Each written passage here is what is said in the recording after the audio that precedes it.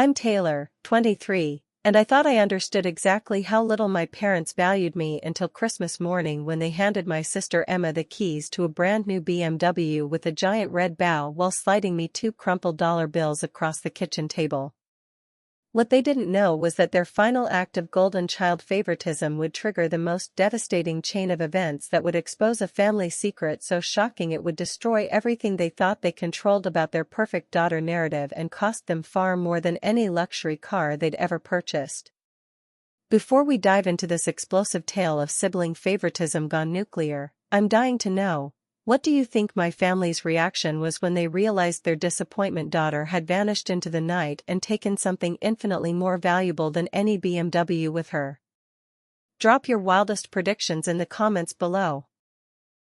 If you've ever been the forgotten child watching your sibling get showered with gifts while you got scraps, smash that like button and subscribe because this story of ultimate family karma is about to reveal why some people create their own worst nightmares.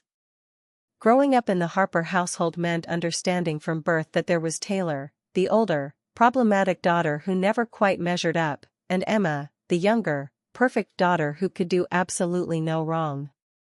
The favoritism wasn't subtle or occasional, it was systematic, blatant, and so deeply ingrained in our family structure that even strangers could see the difference in how my parents treated their 2 children. Emma, 3 years younger than me, had been born with what my parents described as natural charm and intelligence that made everything in life easier for her. She was the kind of child who instinctively knew how to say the right thing at the right time, who excelled academically without apparent effort, and who seemed to possess an innate understanding of exactly what our parents wanted to hear. From the time she could talk, Emma was the daughter who made my mother beam with pride and my father boast to his colleagues about having such an exceptional child. I, on the other hand, was the daughter who required constant correction, guidance, and disappointment management. Nothing I did seemed to come naturally or easily, and my parents treated every struggle as evidence of character flaws that needed to be addressed through discipline and reduced expectations. While Emma's B+ grades were celebrated as proof of her brilliance, my A- grades were criticized for not reaching my full potential. While Emma's social missteps were dismissed as learning experiences, my mistakes were analyzed as symptoms of deeper problems with my judgment and decision-making. The gift-giving disparities had been a constant source of pain throughout our childhood, but they had escalated dramatically as we entered our teens and early 20s. Emma's 16th birthday had featured a professionally planned party with over 50 guests, a live DJ, and gifts that included jewelry, designer clothes, and a promise of a car as soon as she passed her driving test. My 16th birthday had been acknowledged with dinner at a chain restaurant and a generic gift card to a clothing store. Emma's high school graduation had been celebrated with a weekend family trip to New York City, complete with Broadway shows, expensive dinners, and shopping sprees that resulted in thousands of dollars worth of new clothes and accessories. My high school graduation had been marked with a brief family dinner and congratulations that felt more like relief that I had managed to complete my education without causing any major problems. The college experience disparities were even more stark and financially devastating for my sense of family equity. Emma had been encouraged to apply to any university that interested her, regardless of cost, with promises that money would never be an obstacle to her educational dreams. She ultimately chose an expensive private liberal arts college that cost over $60,000 per year, with my parents happily covering tuition, room and board, books, and a generous monthly allowance for social activities and personal expenses. My college choices, in contrast, had been strictly limited by financial considerations that my parents claimed were necessary for fiscal responsibility. State universities were deemed perfectly adequate for my educational needs, and I was expected to minimize costs through scholarships, part-time work, and living arrangements that prioritized budget over comfort or convenience. The message was clear: Emma's education was an investment worthy of unlimited family resources, while mine was an expense that needed to be managed carefully. The post-graduation support systems revealed the most fundamental differences in how my parents viewed our respective futures and potential. Emma had been welcomed home after college graduation with open arms and no expectations for immediate financial independence. She was encouraged to take her time finding the right career opportunity, to explore different interests, and to use the family home as a comfortable base while she figured out her life direction. I had been given a 6-month deadline to find my own housing and achieve complete financial independence after graduation. The expectation was that I would immediately begin supporting myself through whatever employment I could find, without family financial backup or emotional support for the transition to adult independence. The contrast between Emma's soft landing and my hard deadline was presented as appropriate preparation for our different life circumstances and capabilities. The career development support was equally unbalanced and reflected my parents' fundamentally different expectations for our professional success. Emma's job search was treated as a family project, with my parents networking on her behalf, helping her prepare for interviews, and providing financial support that allowed her to be selective about opportunities rather than desperate for any income. My job search had been treated as a personal responsibility that shouldn't involve family resources or connections. When I asked for help networking or interview preparation, the response was always about the importance of learning self-reliance and developing independence. The subtext was unmistakable: Emma deserved family investment in her career success, while I needed to prove my worth through unassisted achievement. The housing situations revealed the deepest levels of differential treatment and financial support. Emma had been living at home rent-free for 8 months after graduation, saving money while exploring career options and enjoying the comfort of family support. Her bedroom had been redecorated as a young adult suite with new furniture, a workspace for job applications, and amenities that reflected her status as a welcomed family member. I had been required to pay rent from the moment I moved back home after graduation, with the explanation that contributing to household expenses was important for my character development and preparation for real-world financial responsibilities. The rent I paid was supposedly going into a savings account that would eventually help me with a security deposit on my own apartment, but I had never seen any documentation of this arrangement or been given access to the accumulated funds. The social dynamics within our extended family reflected and reinforced the favoritism that dominated our household relationships. During family gatherings, conversations consistently revolved around Emma's achievements, future plans, and latest accomplishments. Aunts, uncles, and grandparents would ask detailed questions about her college experience, her career prospects, and her thoughts on various topics, treating her as the intelligent, accomplished young woman whose opinions and experiences were worth discussing. I was typically relegated to helping with food preparation and cleanup while the adults engaged Emma in meaningful conversations about her life and aspirations. When I did receive attention from extended family members, it was usually in the context of my role as Emma's older sister or questions about why I wasn't following her successful example in various areas of life. "Taylor must be so proud of Emma's success," relatives would comment regularly. "It's wonderful that she has such an accomplished younger sister to look up to." The assumption that Emma's achievements were the standard by which my worth should be measured was accepted by everyone as natural family dynamics rather than systematic favoritism that was psychologically damaging. The financial disparity in day-to-day treatment was constant and grinding in ways that went far beyond major purchases or milestone celebrations. Emma's requests for money, whether for social activities, clothes, personal care, or entertainment, were typically granted without question or extensive justification requirements.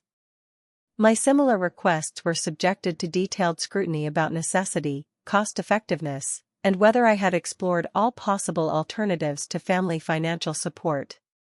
Emma's car maintenance, insurance, gas, and registration fees were handled as routine family expenses that didn't require her contribution or concern.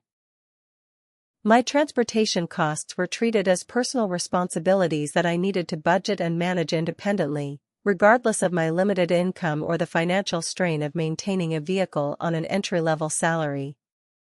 But what made the favoritism particularly painful was how it was presented as natural and deserved rather than arbitrary and unfair.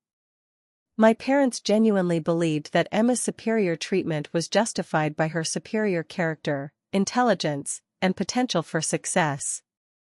They weren't consciously trying to hurt me, they were simply investing family resources where they believed those investments would yield the best returns. The psychological impact of growing up as the systematically less favored daughter was devastating in ways that I'm still working to understand and heal. I developed patterns of self-doubt, overachievement, and people-pleasing that were designed to earn recognition and approval that seemed to come naturally to Emma but remained perpetually out of reach for me. What I didn't understand until much later was that the favoritism wasn't just about personality preferences or natural talents. There were deeper, more calculated reasons for the differential treatment that had nothing to do with our respective merits and everything to do with family secrets that would eventually explode in the most spectacular way possible. Christmas Eve 2023 had proceeded exactly according to the Harper family traditions that had been established over years of celebrating Emma's specialness while managing expectations around my more modest place in the family hierarchy. The house was decorated with expensive professional arrangements that reflected my mother's Pinterest-perfect aesthetic. The dining room table was set with the good china for Christmas morning brunch, and an impressive pile of wrapped presents sat beneath the tree that was clearly divided into two very different categories of gift-giving.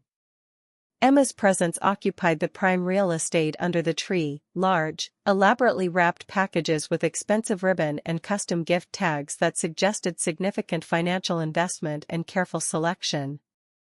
My presents were smaller, fewer in number, and wrapped with the kind of generic supplies that indicated functional gift-giving rather than celebration of someone truly valued. The disparity in present quantity and presentation wasn't new or surprising, but this year felt different in ways that I couldn't quite articulate. There was an energy in the house that suggested my parents were planning something special, a kind of excited anticipation that usually accompanied their most elaborate demonstrations of favoritism toward Emma. "This is going to be such a special Christmas," my mother kept saying throughout Christmas Eve, practically vibrating with excitement about whatever surprise they had planned. "Emma is going to be so surprised and thrilled. This might be the best Christmas gift we've ever given." The focus on Emma's surprise gift was so intense and obvious that I found myself wondering what acknowledgement, if any, I would receive beyond the obligatory wrapped packages that were clearly afterthoughts compared to whatever spectacular gesture they were planning for their golden daughter. Christmas morning began with the traditional family breakfast that my parents had prepared with obvious care and attention to presentation. The table was set as if we were hosting important guests, complete with fresh flowers, cloth napkins, and the kind of elaborate food preparation that only happened when my parents wanted to mark special occasions. Before we opened presents, my father announced after we'd finished eating, "Your mother and I want to say how proud we are of both of you and how much joy you've brought to our lives this year." The speech that followed was classic Harper family dynamics, 90% focused on Emma's achievements, character, and bright future, with a brief acknowledgement that I was also part of the family and had managed to avoid any major disasters during the past year. "Emma, watching you navigate your post-graduation job search with such grace and intelligence has been inspiring," my mother gushed. "You've shown such maturity in taking your time to find the right opportunity, and we know that whatever career path you choose, you're going to be extraordinarily successful." "And Taylor," my father added after a pause that felt like remembering an obligation, "we're glad you've been working hard and figuring out your path to independence. It's important for you to learn self-reliance." The contrast in tone and content was so stark that it might as well have been a formal announcement of their respective positions in the family hierarchy. Emma was celebrated for taking her time and being selective about her future, while I was acknowledged for working hard toward independence, the clear implication being that Emma's future was a family investment while mine was a personal responsibility. "Now, let's move to the living room for presents," my mother announced with the kind of enthusiasm usually reserved for major life celebrations. The present opening process followed the traditional Harper family pattern of Emma going first while I watched and provided appropriate admiration for her gifts. The packages she opened revealed increasingly expensive and thoughtful presents, designer jewelry, high-end electronics, luxury skincare products, and gift certificates to exclusive spas and restaurants. Each gift was presented with detailed explanations about why it had been selected specifically for Emma, how much thought had gone into choosing exactly the right brand or style, and what experiences or benefits she would gain from these carefully chosen presents. "We wanted to get you things that reflect how sophisticated and accomplished you've become," my father explained as Emma unwrapped a designer handbag that probably cost more than I made in a month. "You deserve to have beautiful things that match your success and bright future." After 30 minutes of watching Emma unwrap thousands of dollars worth of presents while providing the required enthusiastic reactions, my parents finally turned their attention to my much smaller collection of gifts. The packages I opened contained practical items that reflected their view of my circumstances and needs: basic clothing items from discount stores, generic gift cards, and household supplies that seemed designed to help me manage my path to independence. "We tried to get you things that would be useful as you build your own life," my mother explained apologetically, as if acknowledging that my gifts were fundamentally different from Emma's celebration items. "Practical things that will help you save money and be successful on your own." The message was unmistakable: Emma deserved luxury items that celebrated her worth, while I needed practical assistance that would help me become less of a financial burden on the family. But I had experienced this differential treatment for years, and while it was always painful, it was also predictable. What happened next, however, was unprecedented in its cruelty and blatant favoritism. "Actually," my father said with obvious excitement, "we have one more surprise for Emma. Something very special that we've been planning for months." He disappeared through the front door and returned with keys in his hand, his expression showing the kind of pride usually reserved for major life achievements. "Emma, we want you to look outside." The sight that greeted us in the driveway was breathtaking and devastating simultaneously. A brand new BMW sedan sat in front of our house, complete with an enormous red velvet bow tied across the hood and a custom license plate that read Emma's. "Surprise!" both my parents shouted in unison, their faces radiant with joy at Emma's shocked expression and tears of happiness.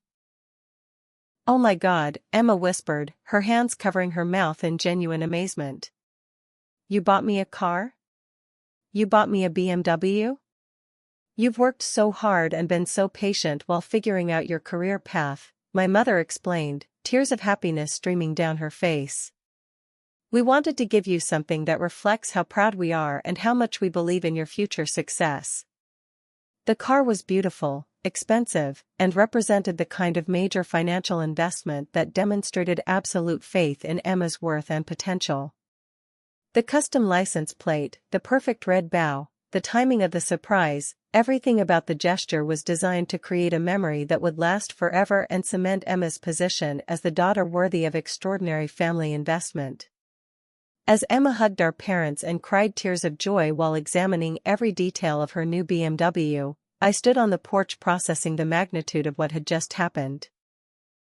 After watching my sister receive thousands of dollars worth of presents, I was now witnessing the presentation of a gift that probably cost more than I would make in the next 2 years. But what happened next was so shocking and cruel that it would become the moment that changed everything about our family dynamic forever. "Oh, and Taylor," my father said casually, reaching into his wallet, "we almost forgot. We have something for you too." He pulled out 2 crumpled $1 bills and handed them to me with the same nonchalant gesture someone might use to tip a delivery driver. "Here's a little something extra for you. Maybe you can put it toward gas money or something practical." $2. After watching Emma receive a BMW with a custom license plate and red velvet bow, my parents had given me 2 crumpled dollar bills as an afterthought. The silence that followed was deafening as the full scope of the insult registered with everyone present. Even Emma looked shocked by the stark contrast between her life-changing gift and my deliberately degrading token. $2? I asked, my voice barely above a whisper as I stared at the crumpled bills in my hand. "Well, you've been working so hard toward independence," my mother said with obvious discomfort. "We thought you'd prefer to buy your own things rather than having us choose for you." It was the final insult wrapped in fake consideration, the implication that receiving $2 instead of a BMW was somehow respectful of my independence rather than a deliberate humiliation designed to reinforce my position as the family disappointment. As I stood on the porch holding $2 bills while watching Emma celebrate her new luxury car, I realized that this wasn't just another example of favoritism.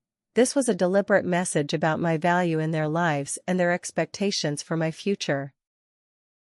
But what my parents didn't understand was that their cruel gesture had finally pushed me beyond the point of accepting their treatment or trying to earn their approval. The woman who had spent 23 years begging for scraps of recognition was about to show them exactly what losing their disappointing daughter would cost them. And the price would be far higher than any BMW they'd ever purchased. The hours following the BMW/$2 Christmas morning disaster passed in a surreal haze of family celebration that completely ignored the blatant cruelty of what had just occurred. Emma spent the afternoon taking photos with her new car, calling friends to share her excitement, and planning road trips she could take now that she had her own luxury transportation. My parents basked in her joy and gratitude, clearly thrilled with their success in creating such a memorable and generous gift-giving experience. I retreated to my room, ostensibly to give them space to celebrate but actually to process the emotional devastation of being handed 2 crumpled dollar bills while watching my sister receive a car that cost more than I would earn in multiple years of working. The symbolic message couldn't have been clearer if they had written it in skywriting. Emma was worth tens of thousands of dollars of family investment, while I was worth less than the cost of a coffee. But as I sat alone in my childhood bedroom, listening to the sounds of celebration downstairs, something fundamental shifted in my psychological relationship to my family and their treatment of me. For 23 years, I had internalized their message that Emma deserved better treatment because she was somehow inherently more valuable, more deserving, more worthy of investment and celebration. The $2 bill incident was so blatantly cruel and deliberate that it forced me to confront a truth I had been avoiding. My parents weren't accidentally overlooking me or struggling with resource allocation, they were systematically abusing me through differential treatment designed to reinforce their preferred family hierarchy. The realization was both devastating and liberating. Devastating because it meant acknowledging that the people who were supposed to love me unconditionally had instead chosen to treat me as fundamentally less worthy of care and investment. Liberating because it meant I could stop trying to earn treatment that was never going to be freely given. As evening approached and the family celebration continued downstairs, I began making plans for the most important decision of my adult life. I was going to leave, not just the house, but the entire family system that had been constructed around my systematic devaluation and Emma's elevation to golden child status. But first, I needed to understand something that had been nagging at me for months. Why had my parents' favoritism toward Emma become so extreme and blatant? What had changed in our family dynamics that made them comfortable with such obvious cruelty toward their older daughter? The answer came when I decided to do something I had never done before: thoroughly search my parents' home office for information about our family's financial situation and any documents that might explain the reasons behind their treatment of Emma and me. What I discovered in their filing cabinet would have been shocking under normal circumstances, but given the events of the day, it felt like the inevitable revelation that explained everything about our family's psychological and financial dynamics. Hidden behind folders of tax returns and insurance documents, I found a thick manila envelope labeled Emma Trust documentation that contained legal papers I had never known existed. The documents revealed that Emma had been the beneficiary of a substantial trust fund established by our maternal grandmother, who had died when Emma was 12 years old. According to the legal paperwork, Grandmother Rose had left Emma a trust fund worth approximately $250,000, with specific instructions that the money could be used for education, housing, and other opportunities that would help her achieve success and happiness. The trust was managed by my parents until Emma turned 25, at which point she would gain full control of the principal and any accumulated interest. But that wasn't the most shocking discovery. As I continued reading through the documents, I found paperwork that revealed an even more devastating truth about our family's financial arrangements and the reasons for the systematic favoritism I had experienced throughout my childhood. There was a second trust fund document, one established for me by the same grandmother, containing the same initial amount of $250,000, with identical terms and conditions for use and management. Grandmother Rose had created equal trusts for both of her granddaughters, intended to provide us with identical opportunities for success and happiness. My trust fund had existed for over a decade without my knowledge, and according to the account statements hidden in the same folder, my parents had been systematically draining it to fund Emma's privileges while keeping me completely unaware of my inheritance. The documentation showed years of transfers from my trust to pay for Emma's private school tuition, college expenses, post-graduation living costs, and countless other expenditures that had been presented as generous family investments in her success. Meanwhile, I had been told that financial support for my education and opportunities wasn't available due to family budget constraints.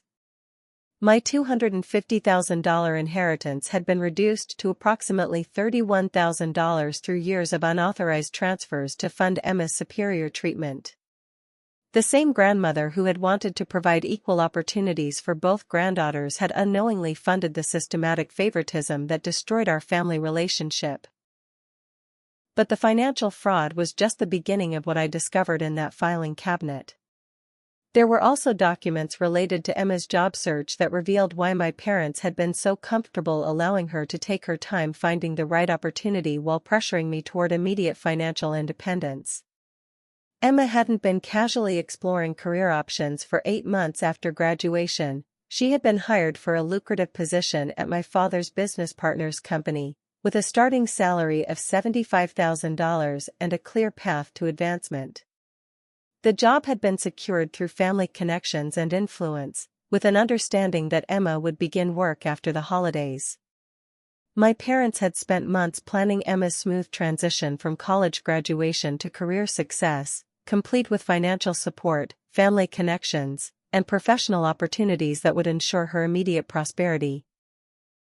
They had orchestrated every aspect of her post-graduation experience to minimize struggle and maximize comfort.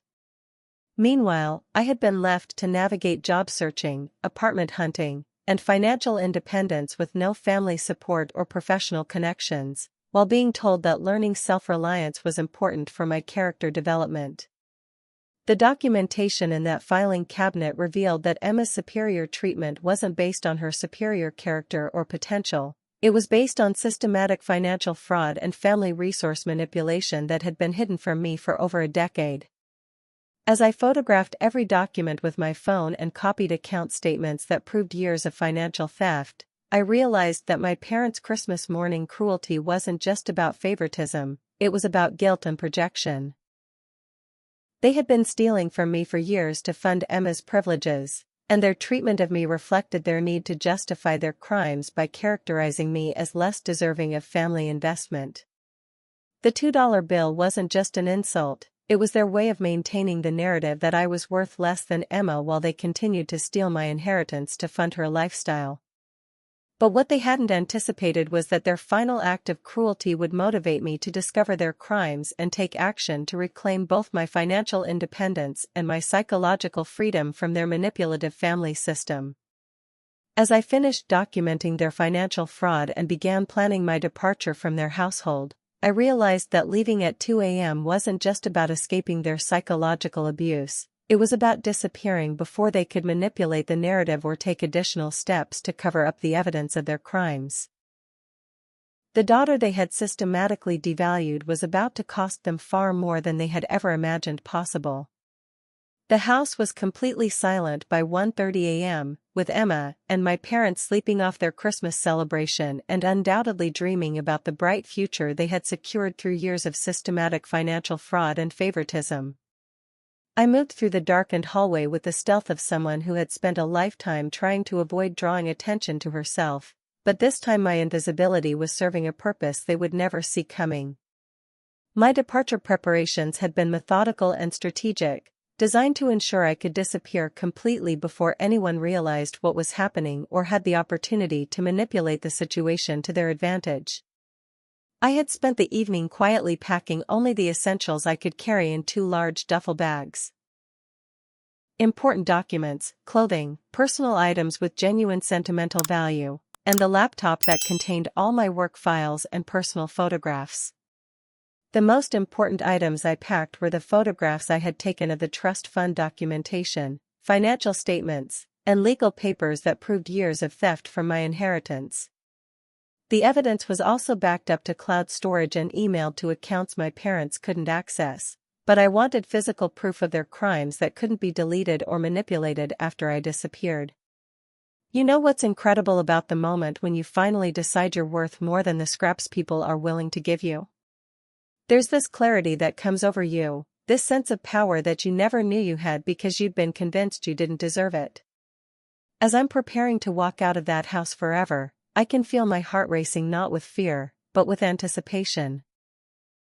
What do you think my parents' faces are going to look like when they realize their disappointment daughter has vanished along with all the evidence of their financial crimes? And if you're feeling the same energy of someone finally standing up for themselves, make sure you hit subscribe because what happens next is going to show you exactly what happens when people finally stop accepting less than they deserve. The financial aspects of my departure had been carefully planned during the hours between discovering the trust fund fraud and executing my escape. I had emptied my savings account, which contained about $3,200 from months of working while paying rent to live in my own family's house. I had also used my emergency credit card to withdraw cash that would sustain me during the transition period while I figured out my next steps.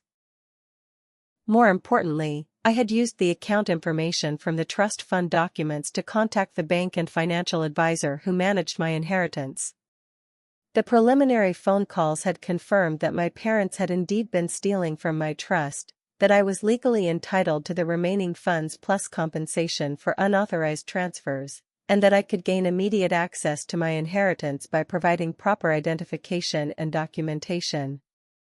The psychological preparation for leaving had been the most complex aspect of my departure planning. After 23 years of being conditioned to doubt my own worth and accept differential treatment as normal, making the decision to completely cut ties with my family felt simultaneously terrifying and liberating. I had spent the evening writing letters to each family member that I would leave behind. Not as explanations or justifications for my departure, but as final communications that would make my position clear without providing opportunities for manipulation or negotiation. The letter I left for my parents was clinical and direct. I have discovered the trust fund that Grandmother Rose established for me and the systematic theft you have committed over the past decade. I am leaving to reclaim my financial independence and will be pursuing legal action to recover all stolen funds plus damages. Do not attempt to contact me. Your treatment of me, culminating in the $2 bill incident, has made clear that I have no value in this family system. I am removing myself from a situation that was psychologically and financially abusive. The letter for Emma was more personal but equally final. I don't blame you for accepting the advantages that were given to you, but those advantages were funded by money stolen from my inheritance. I hope you will eventually understand that our parents' favoritism wasn't based on your superior character, it was based on their willingness to commit financial fraud. I wish you well, but I cannot maintain a relationship with someone who benefited from my systematic exploitation. By 2 a.m., I was standing in the front hallway with my packed bags, looking at the BMW that still had its red bow and represented everything that was wrong with our family's values and priorities. The car that had cost more than most people's annual salary was parked next to my beat-up Honda Civic that I had purchased with my own money while being told that family financial assistance wasn't available for my transportation needs.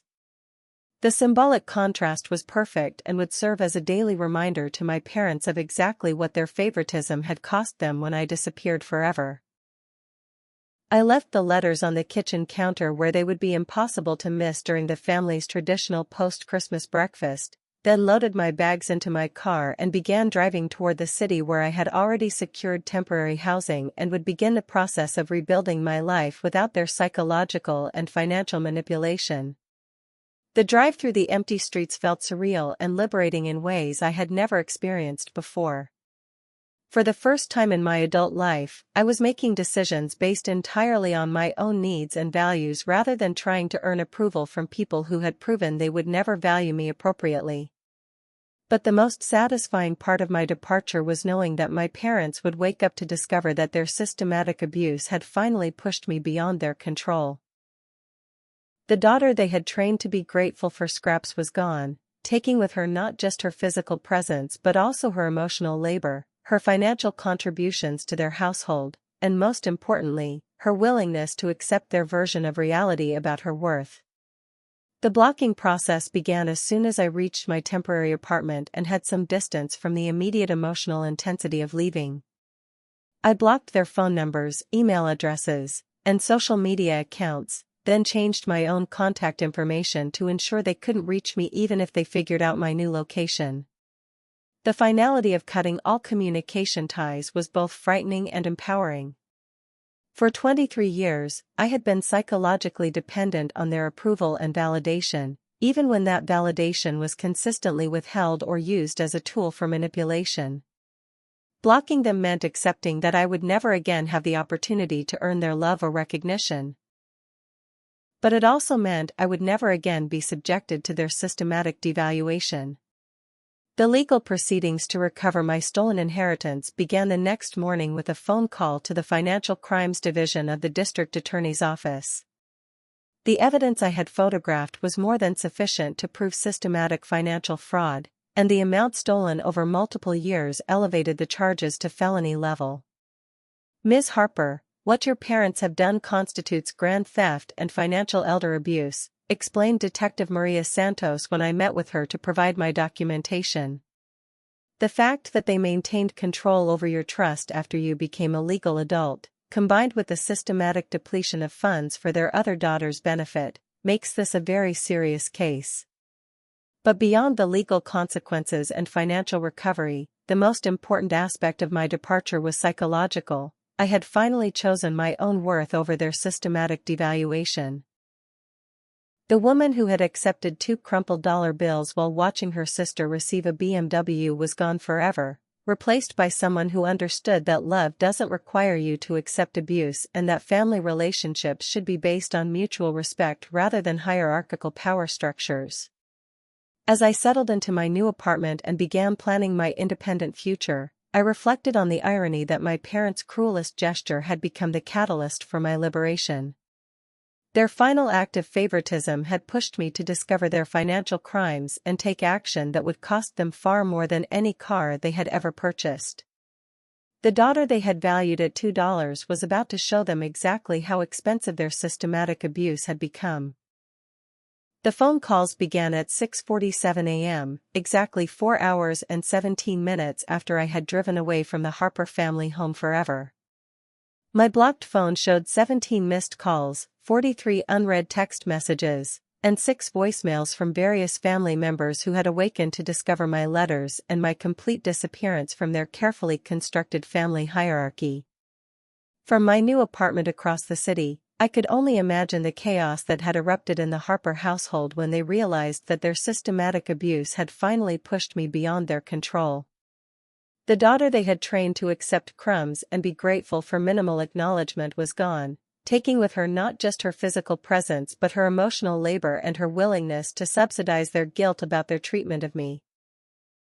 The text messages that managed to reach me through mutual friends and social media platforms revealed the panic and desperation of people who had never anticipated that their victim would simply disappear rather than continue accepting abuse. The messages progressed from angry demands that I return home immediately to desperate pleas for reconciliation that completely ignored the systematic nature of their financial and psychological crimes. "Taylor, you're being dramatic and immature," read the first message from my mother. "Come home right now so we can discuss this like adults." Running away in the middle of the night is childish behavior. This is ridiculous, Taylor, my father's message read. You're destroying our family over a misunderstanding. We've always tried to be fair to both you and Emma. Come home and we'll explain everything. But the most revealing messages came from Emma, whose communications showed genuine shock at learning that her privileges had been funded through theft from my inheritance. Her texts reflected someone processing the discovery that her entire post-graduation lifestyle had been built on financial fraud rather than family generosity. Taylor, I had no idea about the trust fund situation. I never would have accepted money if I'd known it was stolen from you. Please call me so we can figure this out together. I want to make this right. The difference in tone between my parents' angry demands and Emma's genuine remorse was telling, but it didn't change the fundamental reality that our family dynamic had been built on systematic exploitation that couldn't be resolved through conversation or apologies. The legal consultation I had scheduled for 9 a.m. that morning confirmed what I had suspected based on my preliminary research. My parents had committed multiple serious crimes that carried significant criminal and civil penalties. Attorney Patricia Williams specialized in financial fraud cases and elder abuse, and her assessment of my documentation was both validating and sobering. Taylor, what your parents have done constitutes grand theft, financial fraud, and breach of fiduciary duty, she explained after reviewing the trust fund documents and transaction histories I had photographed. The systematic depletion of your inheritance over multiple years, combined with their concealment of the trust's existence, makes this a very serious criminal matter. The financial analysis revealed that my parents had stolen approximately $219,000 from my inheritance over the course of a decade, using the money to fund Emma's private education, college expenses, post-graduation living costs, and countless other privileges that had been presented as generous family investments rather than theft from my trust fund. In addition to the criminal charges, you're entitled to civil recovery that could include the full amount stolen plus interest, penalties, and punitive damages for the systematic nature of the fraud, Patricia continued. This could easily exceed $350,000 in total damages. But beyond the financial recovery, Patricia explained that the evidence I had gathered could result in serious criminal charges that would have lasting consequences for my parents' professional and social reputation. Financial fraud at this level typically results in felony charges that carry potential prison time, particularly when the victims are family members who trusted the perpetrators with fiduciary responsibilities. The criminal investigation moved quickly once I filed formal charges with the district attorney's office. Detective Maria Santos, who specialized in financial crimes, was assigned to the case and immediately recognized the strength of the evidence I had assembled during my midnight documentation session. Ms. Harper, this is one of the most well-documented cases of family financial fraud I've encountered, she told me during our initial interview. The trust documents, bank statements, and transaction histories provide clear evidence of systematic theft over multiple years. Your parents essentially created a paper trail of every crime they committed. The arrest warrants were issued within 72 hours of my filing criminal charges, but by that point, my parents had realized the seriousness of their situation and retained expensive criminal defense attorneys who immediately began damage control efforts. Their first strategy was attempting to characterize the trust fund management as a family misunderstanding rather than deliberate fraud. Through their attorneys, they claimed that they had been managing my inheritance for my own protection and had always intended to inform me about the trust when I was mature enough to handle the responsibility. The second strategy was more insidious and reflected their ongoing need to maintain the narrative that I was somehow inferior to Emma. Their attorneys suggested that my departure from the family home and the filing of criminal charges were evidence of mental instability and vindictive behavior that should be considered when evaluating my credibility as a victim. But the evidence spoke for itself in ways that no amount of legal maneuvering could explain away.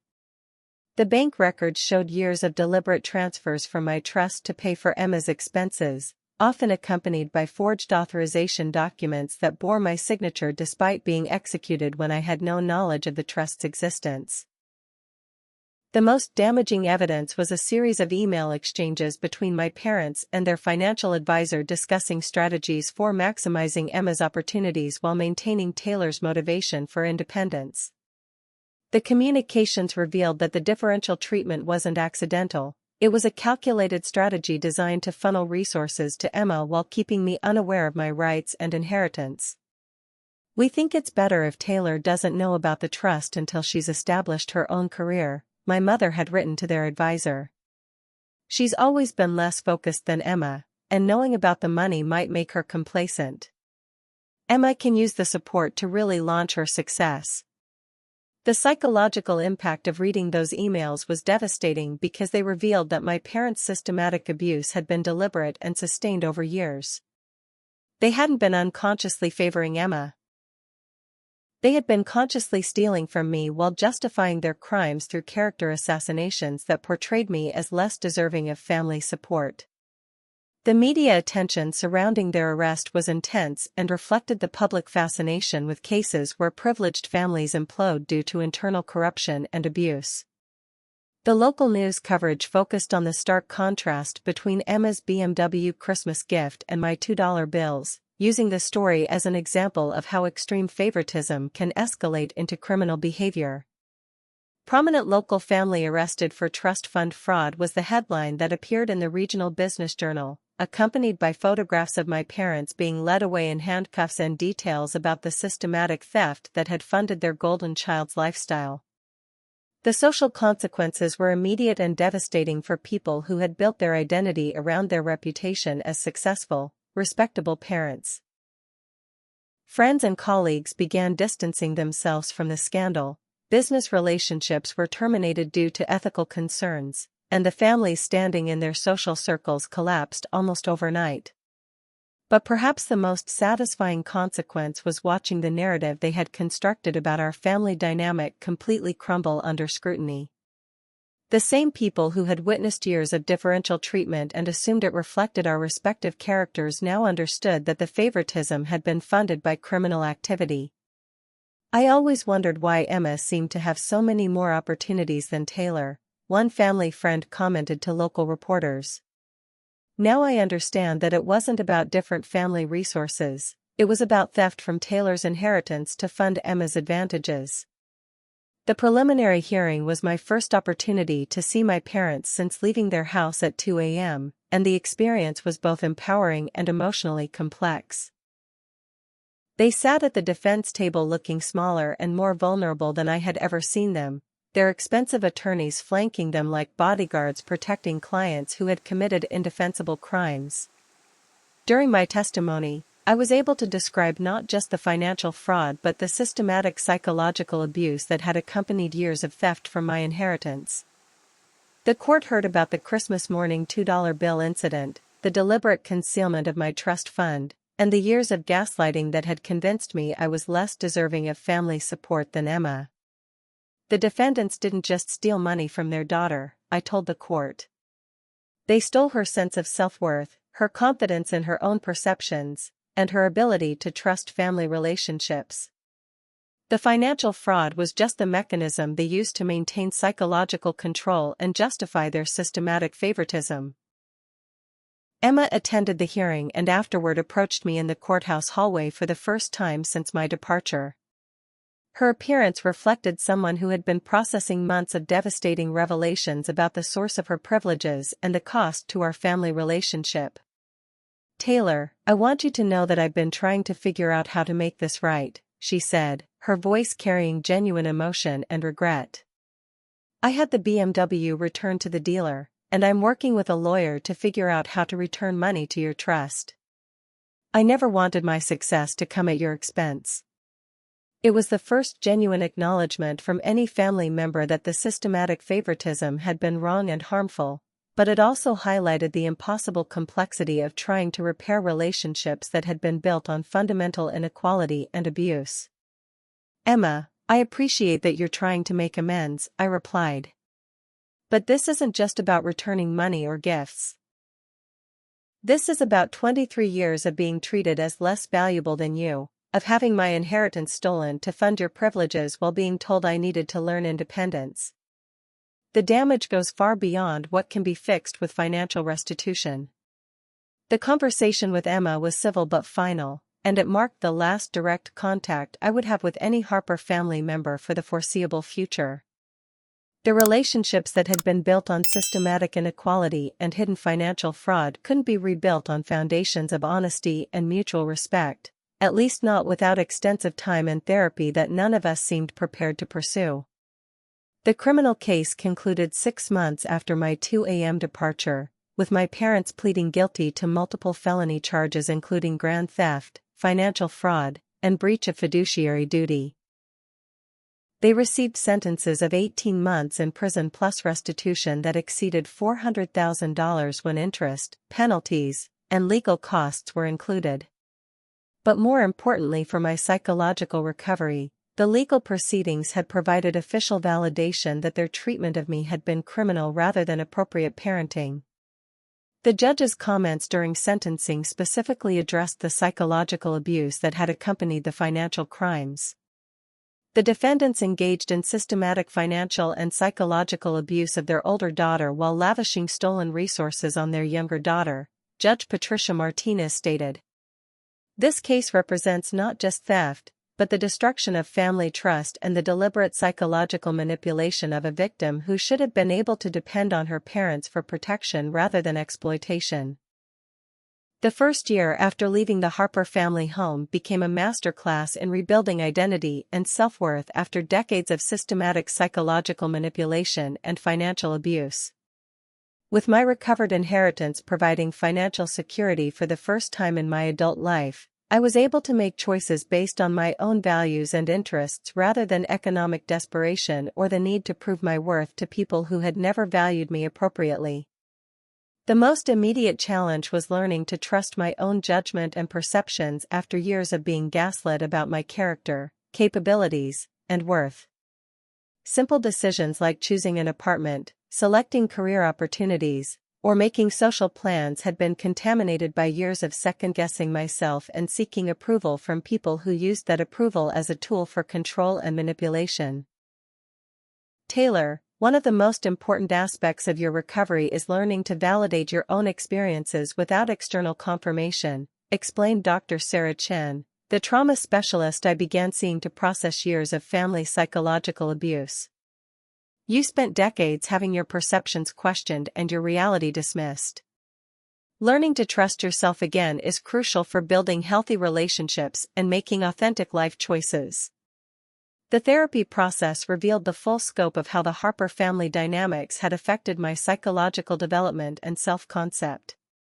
The favoritism hadn't just been about unequal gift-giving or opportunities, it had been a systematic campaign to convince me that I was inherently less valuable, less capable, and less deserving of love and support than Emma. What your parents did to you is called scapegoating, Dr. Chen explained during one of our sessions. They designated you as the family member who would absorb negative emotions and dysfunction while Emma was protected and elevated. This dynamic served their psychological needs but was devastating to your self-concept and ability to form healthy relationships. The financial recovery process took months to complete but ultimately provided validation that went far beyond monetary compensation. The forensic accounting that was conducted as part of the criminal investigation revealed that my parents had stolen even more than initially calculated, with the total theft from my inheritance exceeding $240,000 over the course of a decade. But perhaps more importantly, the investigation revealed that I hadn't been paranoid or oversensitive about the differential treatment. I had been the victim of calculated financial fraud that was designed to maintain systematic inequality while preventing me from understanding my rights or accessing my resources. The career transformation that followed my financial independence was dramatic and reflected my ability to make choices based on passion and interest rather than economic necessity. Using my recovered inheritance as seed capital, I started a non-profit organization focused on financial literacy and family abuse education, combining my graphic design skills with my lived experience of financial exploitation. Families should be sources of support and protection, not exploitation and psychological manipulation, I explained during the launch event for the Taylor Harper Foundation for Family Financial Transparency. My organization exists to help other young adults recognize the warning signs of family financial abuse and access resources for recovery and legal protection. The nonprofit work became deeply meaningful in ways that my previous survival-focused employment had never been. Instead of simply trying to earn enough money to maintain independence from my abusive family, I was using my experience to help other victims recognize patterns of financial and psychological exploitation that often go unrecognized because they occur within family relationships. The speaking engagements that initially terrified me became opportunities to help audiences understand that family abuse can take many forms beyond physical violence, and that financial manipulation is often accompanied by systematic psychological conditioning that makes victims doubt their own perceptions and worth. The most insidious aspect of family financial abuse is how it's often disguised as concern, protection, or character building, I would tell audiences. My parents convinced me that their systematic theft from my inheritance was actually helping me develop independence and self-reliance. Learning to recognize these manipulation tactics is crucial for protecting yourself and advocating for fair treatment. The romantic relationship I developed with Michael Torres, an attorney who specialized in family financial crimes, was the first relationship of my adult life that was based on equality and mutual respect rather than power imbalances and emotional manipulation. Meeting someone who understood financial abuse professionally and supported my advocacy work personally was incredibly healing. "What I find most impressive about you," Michael told me during one of our early conversations, "is how you've transformed your trauma into a mission to help other people. You could have just taken your money back and moved on with your life, but instead you're using your experience to prevent other families from destroying themselves through systematic abuse." The relationship with Michael also provided the first romantic partnership where I didn't feel the need to prove my worth or earn approval through excessive accommodation and people-pleasing.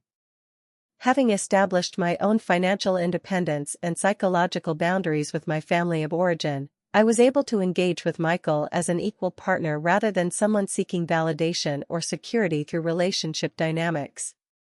The unexpected contact from Emma came 18 months after my departure, in the form of a lengthy letter that revealed she had been processing the full implications of our family dynamic and her role in perpetuating systematic inequality through her acceptance of privileges funded by theft.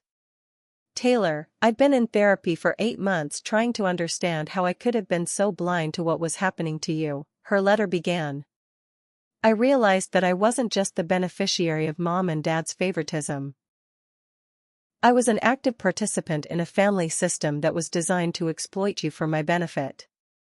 Emma's letter continued with specific acknowledgments of incidents where she had witnessed differential treatment and chosen to remain silent rather than advocate for fairness, times when she had accepted resources and opportunities without questioning their source, and patterns of behavior where she had reinforced our parents' narrative that I was somehow less deserving of family support. "I know that apologizing can't undo decades of systematic abuse or recover the trust that was destroyed by our parents' crimes," she wrote. "But I want you to know that I understand now that my success was built on your exploitation, and I'm working to build a life that doesn't depend on taking advantage of other people." The letter concluded with information about Emma's own life changes since the family scandal had exploded. She had left the job that had been secured through family connections, returned to school to pursue her own career interests, and was working with a financial advisor to structure her remaining trust fund in ways that would provide restitution for the money stolen from my inheritance. "I don't expect forgiveness or reconciliation," Emma's letter concluded. "But I needed you to know that your courage in leaving and exposing their crimes opened my eyes to patterns of exploitation I had been blind to for my entire life. I'm trying to become someone who doesn't participate in or benefit from systematic abuse, even when that abuse benefits me." The letter was thoughtful, genuine, and reflected significant psychological growth on Emma's part, but it also highlighted the impossible complexity of rebuilding relationships that had been fundamentally corrupted by systematic inequality and hidden financial fraud. Reading Emma's acknowledgement of her role in our family's dysfunction was validating but also emotionally exhausting, as it forced me to confront the extent to which I had been isolated and exploited not just by my parents but by the entire family system that had been constructed around maintaining their preferred hierarchy. The decision about how to respond to Emma's letter became an opportunity to establish boundaries that prioritized my own healing and psychological safety rather than family reconciliation that might recreate patterns of accommodation and people-pleasing that had characterized my previous relationships. After weeks of consideration and discussion with Dr. Chen, I decided to send a brief response that acknowledged Emma's growth while maintaining appropriate boundaries around contact and relationship expectations. Emma, I appreciate your letter and the self-reflection it represents, I wrote. Understanding your role in our family's dysfunction is important for your own growth and for preventing similar patterns in your future relationships. However, I'm not ready for ongoing contact or relationship rebuilding at this time. I need to focus on my own healing and building relationships that are based on equality from the beginning rather than attempting to repair relationships that were built on systematic inequality. The response felt authentic and appropriate, and it marked the final communication with any Harper family member for the foreseeable future. The woman who had once begged for scraps of approval and acceptance was now setting boundaries based on her own needs and well-being rather than other people's expectations or desires for reconciliation. 3 years after walking out of the Harper family home at 2 a.m. with nothing but 2 duffel bags and a heart full of righteous anger, I'm sitting in my own office at the Taylor Harper Foundation, writing this story while surrounded by thank you letters from people whose lives have been changed by our financial abuse education programs. The woman who was once valued at 2 crumpled dollar bills now runs an organization with an annual budget exceeding $2 million and has helped hundreds of families recognize and escape financial exploitation patterns. The criminal convictions of my parents were just the beginning of a justice process that extended far beyond legal proceedings into complete social and professional consequences for their systematic abuse. Both served their 18-month prison sentences, but the reputational damage has been permanent and devastating in ways that exceeded even my most optimistic expectations for accountability. My father's business relationships never recovered from the fraud scandal, and he now works as a junior associate at a small firm that was willing to hire someone with felony financial crimes on their record. My mother lost her position on multiple nonprofit boards and social organizations that couldn't risk association with convicted fraudsters. The same social circles that had celebrated their parenting success for decades now view them as cautionary tales about how family favoritism can escalate into criminal behavior. It's fascinating how quickly people distance themselves from scandal, my attorney Patricia Williams observed during one of our final meetings. Your parents went from being prominent community members to social pariahs almost overnight. Their conviction didn't just affect their legal status, it completely destroyed their reputation and social standing. But beyond the legal and social consequences, the most meaningful aspect of my journey has been the personal transformation from victim to advocate, from someone who accepted systematic abuse to someone who helps others recognize and escape similar exploitation. The nonprofit work has given my experience purpose and meaning that extends far beyond personal revenge or financial recovery. Taylor's organization has revolutionized how we understand and address family financial abuse, says Dr. Margaret Torres, director of the National Center for Financial Crime Prevention. She's created educational materials and intervention strategies that help people recognize exploitation patterns that were previously invisible because they occur within trusted family relationships. The Foundation's programs now operate in 12 states, providing education about family financial abuse, legal resources for victims, and intervention services for families who want to address favoritism and inequality before it escalates to criminal behavior. The work has been featured in national media outlets and has influenced legislation in several states to strengthen protections for trust fund beneficiaries. The most rewarding aspects of the advocacy work are the individual stories of people who have escaped systematic family exploitation after recognizing patterns that mirror my own experience. The letters and emails I receive from people who have discovered hidden inheritances, confronted financial fraud, or simply established healthier boundaries with manipulative family members provide daily validation that sharing my story serves a purpose beyond personal healing. Your story helped me realize that my family's treatment wasn't normal favoritism. It was systematic financial abuse designed to control my life choices, wrote Sarah, a 28-year-old woman who discovered that her parents had been stealing from her inheritance to fund her brother's lifestyle. I never would have investigated my trust fund if I hadn't heard your presentation about the warning signs of family financial exploitation. The romantic relationship with Michael has evolved into a marriage based on equality, mutual respect, and shared commitment to advocacy work that helps other families avoid the destructive patterns that characterized my childhood. Having a partner who understands trauma recovery professionally and supports my mission personally has been incredibly healing and validating. What I love most about our relationship, Michael told me during our wedding vows, is how we've built something together that's based on honesty and equality rather than power imbalances or manipulation. You've shown me what authentic partnership looks like, and you've inspired me to use my legal career to help other families avoid the destruction that results from systematic abuse. The financial security provided by my recovered inheritance and the success of the foundation has allowed me to make life choices based on values and interests rather than economic survival or the need to prove my worth to people who would never value me appropriately. For the first time in my adult life, I can pursue opportunities because they align with my goals rather than because I desperately need income or approval. The most unexpected development has been the complete absence of any desire for reconciliation with my parents or participation in Harper family relationships. The woman who once begged for scraps of approval and acceptance has discovered that life without their psychological manipulation is so much better that contact with them would feel like a step backward rather than healing.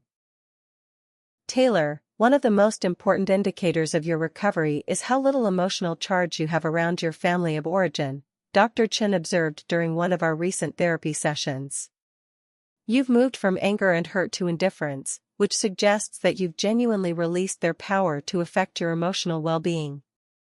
The speaking engagements that initially terrified me have become opportunities to share insights that help audiences understand the insidious nature of family psychological abuse and the importance of financial transparency in preventing exploitation. The story of the BMW and $2 bills has become a powerful metaphor for how extreme favoritism reveals fundamental problems with family values and relationship dynamics. The most important lesson I share with people is that healthy families don't create winners and losers among their children, I tell audiences. When parents systematically favor one child over another, that's not just unfairness. It's often a sign of deeper dysfunction that can escalate into criminal behavior if left unchecked. The Taylor Harper Foundation has also become a platform for legislative advocacy, working with lawmakers to strengthen protections for trust fund beneficiaries and create legal requirements for transparency in family financial management. The changes we've helped implement have prevented countless families from experiencing the kind of systematic exploitation that characterized my childhood. But perhaps the most satisfying aspect of my transformation has been building chosen family relationships with people who value authenticity, equality, and mutual support rather than hierarchical power structures or conditional approval. The friends, colleagues, and family members I've chosen are people who celebrate my success without needing to diminish others, who offer support without expecting subservience, and who engage with me as an equal rather than someone who needs to earn her place in their lives.